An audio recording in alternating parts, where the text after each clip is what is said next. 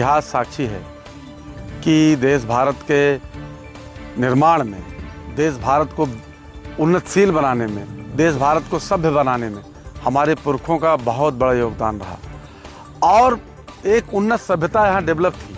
लेकिन जब ऊंच नीच की व्यवस्था को मानने वाले लोग, मनवादी विचारधारा को मानने वाले लोग यहाँ आए तो हमारे पुरखों के साथ छल से, धोखे से हमारे लोगों को परास्त किया गया और परास्त करके हमको गुलाम बनाया गया और हमको शिक्षा, संपत्ति और शस्त्र से वंचित किया गया और हजारों हजार साल तक वंचित किया रखा गया।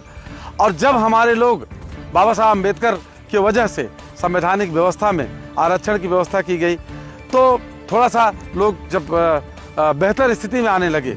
और आरक्षण की व्यवस्था इसलिए की गई है कि हजारों हजार साल से इनका सामाजिक बहिष्कार किया गया है, इनको दबा के रखा गया, इसलिए व्यवस्था की गई है कि सामाजिक और शैक्षणिक रूप से पिछड़ेपन को दूर करने के लिए सामाजिक और आरक्षण की व्यवस्था की गई है, जैसा कि संविधान में इस बात का उल्लेख भी किया गया है।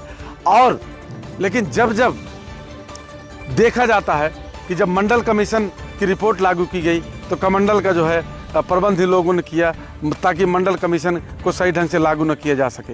इस तरह की व्यवस्था हिंदूवादी व्यवस्था के लोग, भारतीय जनता पार्टी के लोग करते हैं। अभी हाल ही में देखने को मिल रहा है, सुनने में आ रहा है कि रामभद्राचार्य, जिनको जगत गुरु, पता नहीं कौन इसको किस उससे जिनको जगत गुरु बना दिया गया है, जबकि संविधान के आर्टिकल 18 में उपाधियों का अंत कर दिया गया है, लेकिन ये अवैधानिक तरीके से इनको जगत गुरु की उपाधि दी गई है। और जगत गुरु की उपाधि के पद पर रहते हुए ये इस तरह से देश के अंदर गृहयुद्ध की स्थिति डेवलप करना चाहते हैं। चूँकि देश को, ये देश के लोगों को इस तरह भड़का रहे हैं कि गृहयुद्ध की स्थिति डेवलप कर रहे हैं। अब ये कह रहे हैं कि आरक्षण के वजह से जो है गृहयुद्ध हो जाएगा।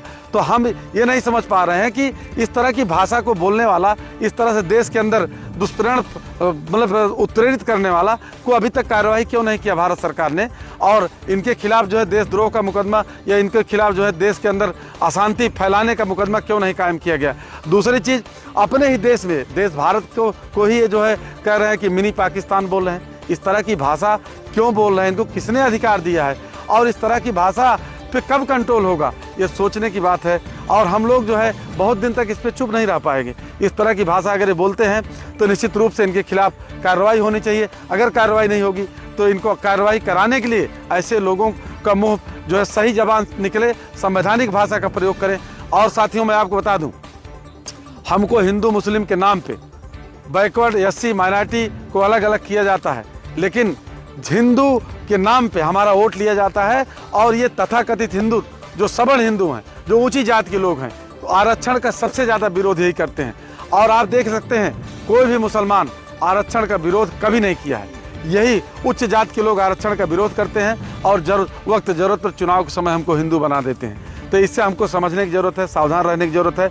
हमको हिंदुत्व की रक्षा में नहीं बह जाना है। हमको अपने बच्चों के आरक्षण को, संवैधानिक व्यवस्था को बचा के रखना है, बना के रखना है। धन्यवाद।